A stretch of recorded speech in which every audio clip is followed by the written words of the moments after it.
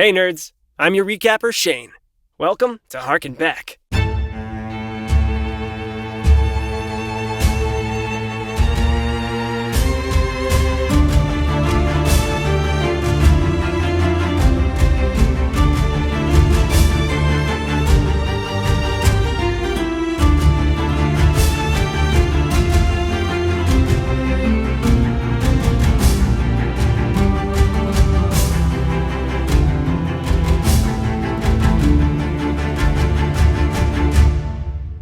Tremendously fatigued from an arduous resurrection, but spurred by concern over the waxing cleft in the fabric of the weave, the agents of repair ventured into the heart of Addersfeld.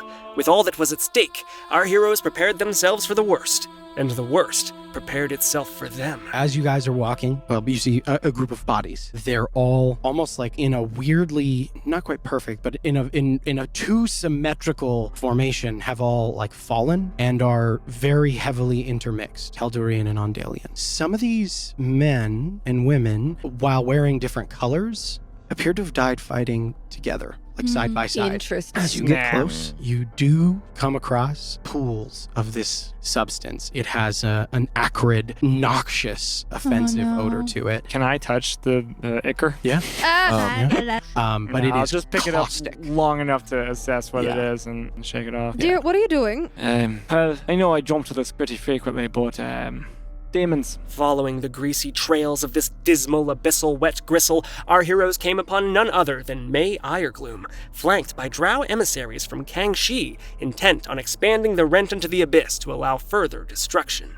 Utilizing her new swords to perform a spectacular teleportation gambit, Thessaly managed to forge a tenuous alliance with the Kaldurian general. The only reason I didn't come in this carriage and kill you where you were, or attempt to, I really don't know how that would have gone over, Not well. is because I know you to be a sensible person with an actual moral compass. I'm tired of seeing both sides suffer. Right now, we can work together to stop something that's hurting both of us, and if that could lead to any kind of trust and a conversation after, that is what I want out of this. I'm tired of losing people. Very well. While felling the increasingly large demons that began to surge forth came easily to this unique alliance, they had a second, more challenging dilemma: how to actually close the rent. This is your fault. This magic wouldn't be here if the war wasn't here. Glenn, what did you see? Is that the takeaway? Sometimes magic is temperamental. And because of your siege, this portal opened. Because of this bloodshed. Demons are Because attracted to Because violence. of Kaldor. General, this is what this war has wrought. This kind of damage must be undone by all of us. And Flynn is right that you are responsible for much of this. Can you commit to ceasing it? Or will you damn this city and more places just like this one, places in Kaldor, to hellspawn? Perhaps in my youth, I pursued my own ends and that of my superior with a certain vigor. I now have a more promising future to look after. Our conflict here is lost. Sound the retreat. We leave the city. There'll be no more bloodshed today. Between the use of magic and the power of calling for a ceasefire, the rent collapsed inward. Iregloom conceded that this war had gone on too long, presented the agents with intel that would save the city of Westreach from an inbound assault, and condemned Kaldor's War Minister Wraithbrew and Minister Gemstone as warmongers that needed to be stopped. But there were other forces at play in this fight than just Ondale and Kaldor. You hear the voice once more. Kill the general. Is that clear? I'll look down at my hand with the black tattoos, and I'll look at my blade, and I'll start summoning the black energy, and I'll hear the necklaces that I just put on my neck recently with my mom and dad's initials. I'll hear them clanging together as I'm staying there, and I'll look down and I'll grab it. No. You take 13 points of psychic damage. Remember this. Next time, Flynn, everything comes at a cost. Suspecting that Flynn's patron was actually the Archfey Zarel, one of Famir's fallen angels, they rushed Flynn to the Temple of Famir to call in a major favor. Kellic was mortified to find that both the Ka'om, who'd defenestrated him, and none other than his own estranged mother were in attendance, prompting an impassioned plea. You intend to bring Famir's fallen angel here, The Dawnhammer's sworn enemy. That's why I need her infinite embrace. and you propose to do this here, in the constellatory chamber. I do. This would be nearly sacrilege. We would defile this temple. You ask this of us? I don't believe you are aware to whom you speak. My name is Kellic Zaist, and I am an agent of repair. And besides that, I'm your son. I ask this of you.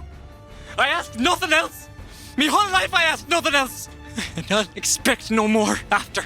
But you and Famir and whoever else I must berate or beguile or compel will assist me in saving my friend. And so, the three clerics of Famir operated an ancient gift from the goddess, her infinite embrace, tempting the temple's truculent tetra-titled tyrannical tyke to take part in treaty talk. You've called me, and to what do I owe the pleasure? I understand that you are not a demon, not a devil, and in fact once possessed dignity. So, I've come to you to propose a new arrangement. The agents offered Zarel a new deal, co-signing with Flynn that they would kill the outcast within 3 months' time, or otherwise become faithful servants to the wily Archfey. I don't want you guys to do this. Flynn, This is only presuming we fail, Flynn, and if we fail, well... We won't fail. Exactly, we won't fail. Flynn, you made this whole thing because you thought we were gonna die, and now we're all making this thing because we don't want you to die. It only seems fair. Get to repay the favor. aye, and taking this all on by yourself, which got you here in the first place. The party retired to the Ironlight Castle, but their big day out had just reached a middle. To their surprise, the long-missing Melleru Cardinal waltzed through the front gate, dragging in her wake a subdued Nessa. You remember Nessa from episode 71? She turned into a big snake thing and ate Flynn. What was that thing called? Remoras. That's the one. But Melleru's return was no jocund affair. The remaining sentinels felt betrayed and abandoned by their absent leader, and felt it was time for change. You left with no regard for us. As a leader of the collective, I don't know that it's necessarily my duty to report my goings-ons and whereabouts to all of you, You still think you're the leader? unless something has changed. We've changed. We did this without you. Kaylin stands up and steps up next to you, and she just folds her arms. And she looks at Melleru, and Victor steps up next to you, and he folds his arms. No. Zorkal stands up, stands next to Victor. As one by one, the members of your class just stand next to you. Victor looks to Melleru. The boy's right. You left. Resigning from her position, Melleru's final edict was to propose a tribunal for Chath and his known associates, for which the agents of repair would give as Janek testimony as they could muster. Well, I've been sitting here. I've seen the glances thrown towards Chath and towards Ilinar and Nessa. And not so long ago, those looks were cast on me. And I know what it's like to feel alone in this place. But he was there for me when none of you were. So without him, I don't know what kind of path I would have went down had I not had someone like that. Despite Chath's obstinance to waver from his intent, our heroes convinced the tribunal to choose mercy. He and his followers were stripped of their Ironlight powers instead of their lives, and banished from Addersfeld. At the behest of the Queen, the party teleported back to Stillgate and reported their findings, prompting an electric discussion about a worldwide temporary ceasefire to attempt to halt the propagation of these hellish rents that had now been witnessed popping up all along the warfront. Lord Draenor steps forward. Well, if in fact Iregloom is sympathizer with the idea of coming to a peaceful resolution, my queen, we owe it to our people to explore at the very least. And you will go yourself. I send my best. And you, Alistair. It's time you learned. With Lord Draenor and the Queen's son heading off to the front, Thessaly lingered to ask for details about the East Haven massacre, learning an unsettling truth. The town is much better protected now than it was 7 years ago. Oh. It's, forgive my crassness, a very valuable resource to the kingdom. I was always aware. Could I ask, who is Lord of East Haven now? A High Lord Auden, as I recall. I didn't know. He was alive. His father was... Yes. Well, He was my oldest friend. But that's amazing. Right. It's like seeing a ghost. I thought I watched him die. It's just strange, conflicting information. I'm just trying to... Banish the thought. Well, how many people survived that attack? I don't know. That was part of what I was talking to the Queen about. Wasn't there some kind of breach in the security? What do you mean? I mean, how did Vossen get through the gates? Like, what are you suggesting? I'm not suggesting anything. It crossed my mind. I think I'm a little bit addicted to conspiratorial thinking after all of this expansion syndicate stuff. With, finally, a new day ahead and a mosaic of interwoven objectives between them, the gang split up to get their needed respite from the clamor and constant conflict of the past days. Olma finally finished the translation she'd assiduously set upon long ago of Seeker's ancient elven scroll of Laurus. Seeker! I did. Breathe. I translated your scroll. Oh, my father's scrolls. Yes. What they say? It's so cool. You could be a holy warrior. You know, this is pretty much all I took from home. I wanted to be a holy warrior like my grandmother. I don't know if I've earned it. This feels kind of like cheating, but... Well, what do you mean earned it? I mean, been an agent of repair for a while now. I think you deserve it.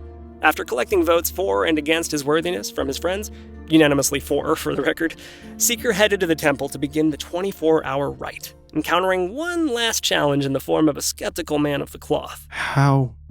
Where did you find this? He's very suspicious. I know you don't know me. I don't know you. And I did just hand you this. And then I will roll up my left sleeve. There is nothing I wanted more in this world than to dedicate myself to Lauris. And I squint, and it is people like you that caused me to walk away for a very long time. Whether or not I get your help, I will figure out how to use this scroll. Meanwhile, Flynn went shopping for magical oddities, Kellic asked Thessaly out for a traditional date night, and Alma headed back home via teleportation to Sunplume. Awaiting her were the usual suspects, Keeper, Stacy, and Nalfane. But Alma seized the opportunity to head to the woods and find her archery instructor, Griff, and ask him a few awkward questions about her family. Everyone's dead? Yeah. My mom was alone, though, and I don't know a lot of how babies work, but I do know that she can't, create me without someone else. Yeah. Which was 12 years ago. So, Yeah. Is there anyone else around or about or anything? Well, I have to have another parent somewhere, right? Or is he also dead? No, he's not dead. I just need a name, really, and I could probably find him. His name's, Simon, Griffin Bagney. An interesting middle name. I think, I'm Simon Griffin Bagney. Finally, experiencing a moment of serenity amidst this chaotic landscape, the agents of repair draw in a deep breath. For beyond the secure walls of Ondale's capital city, they see the storm. A writhing, twisting, implacable fusillade composed of the warring interests of otherworldly beings with power beyond measure. How does a group of mortals, strong as they may be, kill the oldest god of Elbor without damning half the world to certain doom? And if they should fail, what hope do they have of freeing themselves of this new contract with this insidious archfey? Find out when we return, next time on Venture Forth.